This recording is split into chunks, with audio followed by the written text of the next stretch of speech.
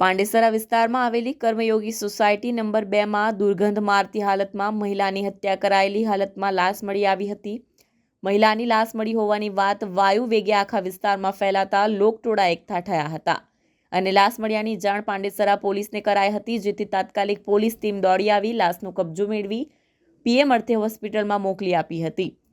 Police સૂત્રોના જણાવ્યા મુજબ પાંડેસરાની કર્મયોગી સોસાયટી નંબર 2માં દુર્ગંધ મારી રહ્યું હતું, જેથી સોસાયટીના અન્ય લોકોએ પાડોશી રૂમમાં તપાસ કરતા મહિલાની લાશ મળી આવી હતી.